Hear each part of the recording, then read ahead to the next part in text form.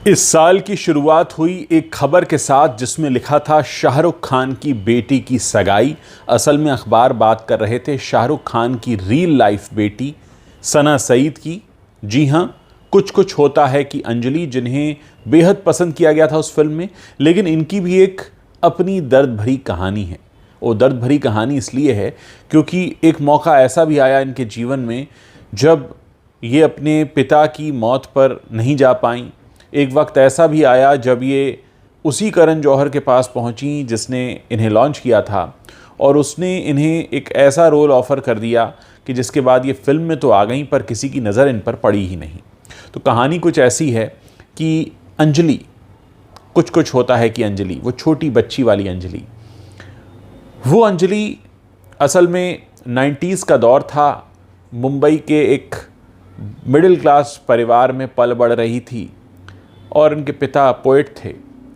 और उस दौर में कुछ ऐसा हुआ कि इन्हें, क्योंकि फ़िल्मों में और स्क्रीन के सामने आने का शौक़ था, शक्ल भी बहुत क्यूट सी थी, तो बहुत सी एड फिल्मों में काम मिलने लगा।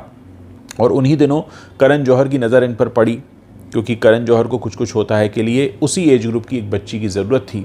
करण जौहर ने इनको साइन कर लिया। कुछ कुछ होता है हिट हो गई। हिट क्यों नहीं होती, इतनी बड़ी फिल्म थी, शाहरुख खान, काजोल, सलमान खान, रानी मुखर्जी सब थे उसमें। और धीरे धीरे करके ये जो अंजलि बनी थी सना सईद, इनका करियर भी सेट हो गया। इन्हें और भी कई फिल्मों में काम मिला। इसके बाद उन्होंने सीरियल्स करने शुरू किए। फिर धीरे धीरे उम्र बढ़ने लगी, और उम्र बढ़ने लगी तो उनको ख्याल आया कि एक बार ये फिर से उन्हीं करण जौहर के पास जाएं और उनसे काम मांगें। ये करण जौहर के पास पहुंची, काम मांगा। करण जौहर ने रोल तो दिया पर ऐसा दिया कि किसी ने उन्हें उस रोल में नोटिस ही नहीं किया। मैं बात कर रहा हूँ उस फिल्म की जिससे आलिया भट्ट लॉन्च हुई, स्टूडेंट ऑफ द ईयर। और इस फिल्म में इनका जो किरदार था वो एक ग्लैम डॉल का था। मतलब बोलने के लिए कोई ख़ास डायलॉग नहीं थे, रोल में ऐसा कुछ था नहीं कि लोग उनको याद रखें।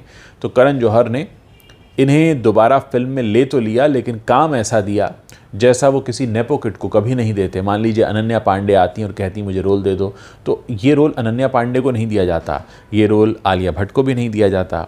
ये रोल तो ऐसे ही लोगों के लिए है जो नॉन फिल्मी बैकग्राउंड से आते हैं, अपने दम पर स्ट्रगल करते हैं। उनके साथ करण जौहर ऐसा ही करते हैं कि उनको ऐसा रोल दे देते हैं कि फिर वो ढूंढते रह जाएं। जैसा सुशांत के साथ हुआ था, फिल्म तो की लेकिन कभी थिएटर रिलीज़ किया ही नहीं, उसको नेटफ्लिक्स पे जाकर रिलीज़ कर दिया। खैर, ये तो चीज़ें चलती रहती हैं इंडस्ट्री में। इसके बाद सना सईद उस वक्त खबरों में आई जब लॉकडाउन चल रहा था, मार्च का महीना था 2020 में, और एक खबर ये आई कि सना सईद किसी शो के सिलसिले में बाहर हैं, और बाहर होने की वजह से, यूएस में होने की वजह से उनके पिता की यहाँ मृत्यु हो जाती है और वो उसमें शामिल नहीं हो पाती क्योंकि जनता कर्फ्यू चल रहा था। अच्छा, इस बीच में जब उन्होंने स्टूडेंट ऑफ द ईयर में काम किया, जो लगभग 2010 के आसपास की बात है, और उनके पिता की मृत्यु हुई 2020 में, इस बीच में सना सईद का जो करियर है वो कुछ खास नहीं चला। जैसे मैंने आपको बताया कि करण जौहर ने फिल्म में ले तो लिया लेकिन किसी ने नोटिस नहीं किया। इस वजह से उन्हें आगे कोई खास काम मिला नहीं। 2-4 सीरियल किए, 1-2 शो होस्ट किए, लेकिन अपनी पहचान नहीं बना पाई। तो जो बात बार बार कही जाती है बॉलीवुड के लिए कि बॉलीवुड ऐसे ही लोगों के साथ खड़ा होता है, खासकर करण जौहर वाला जो गैंग है, कि अगर आप किसी फिल्मी फैमिली से आ रहे हैं तब तो आपको इतने मजबूत रोल दिए जाएंगे, आप एक बार फ्लॉप हो जाएंगे, आपको दोबारा हिट कराने के लिए आपको लॉन्च किया जाएगा।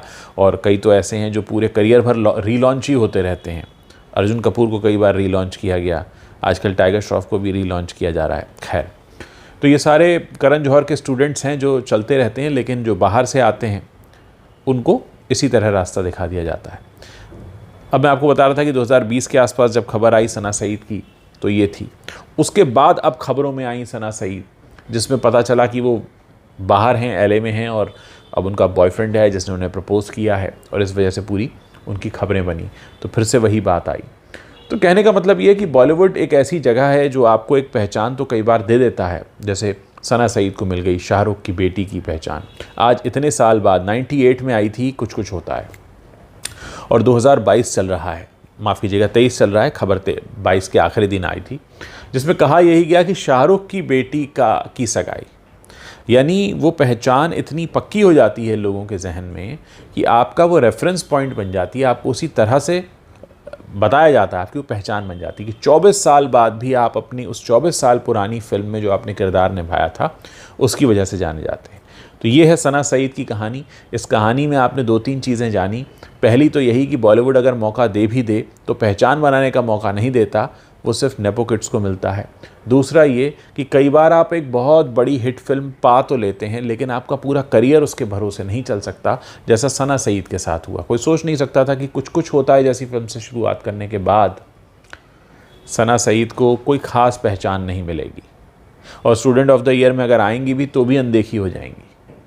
खैर, मेरा हमेशा ये कोशिश रहती है कि मैं आपको बॉलीवुड की उस सच्चाई के बारे में बताता रहूं जिसके बारे में लोग बताते नहीं हैं। ये दुनिया दूर से तो बहुत ही सुहानी लगती है और ऐसा लगता है कि हाँ, सब कुछ बड़ा रोज़ी रोज़ी सा है, लेकिन जब आप अंदर जाते हैं तब आपको पता चलता है कि यहाँ कदम कदम पर ऐसी साजिशें होती हैं आपके साथ में, आपको इस तरह से दरकिनार कर दिया जाता है कि कई बार एक अच्छा टैलेंट होते हुए भी आपको मन महसूस कर रह जाना पड़ता है, क्योंकि आपके अंदर कुछ ख़ास क्वालिटीज़ नहीं हैं और वो ख़ास क्वालिटीज़ आपके बस में भी नहीं होती। अब सना सईद, जैसा मैंने कहा कि स्टूडेंट ऑफ द ईयर में क्या आलिया भट्ट वाला रोल मिल सकता था सना सईद को सिर्फ इसलिए क्योंकि उन्होंने करण जौहर की पहली फिल्म में अपनी शुरुआत की थी? नहीं, वो रोल किस लिए रखा गया? आलिया भट्ट के लिए। आलिया भट्ट के लिए क्यों? क्योंकि आलिया भट्ट एक फिल्म फैमिली से आती हैं। लेकिन सना सईद वाला रोल किसी अनन्या पांडे को या किसी जानवी कपूर को ऑफ़र नहीं होता। क्यों? क्योंकि उनके लिए तो फिर प्रॉपर फिल्में बनाई जाएंगी।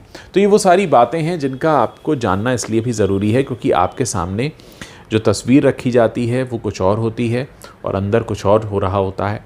मैं अपने प्लेटफॉर्म पर पिछले काफ़ी समय से सारी बातें आपको बताता आया हूँ, खुलकर बताता आया हूँ।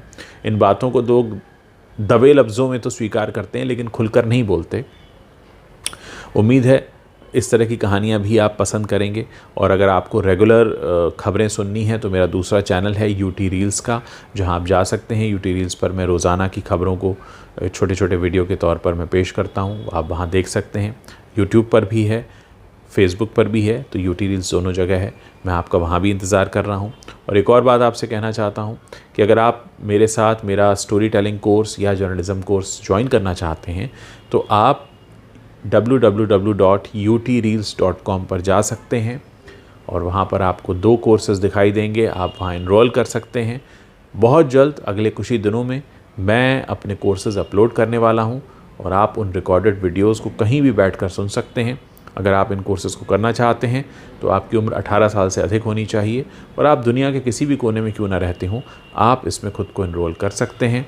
इस समय जो ऑफ़र चल रहा है वो अर्ली बर्ड ऑफ़र चल रहा है, अभी आप उसे अवेल कर सकते हैं। कुछ समय में वो जो उसकी कोर्स फ़ी है वो बढ़ने वाली है।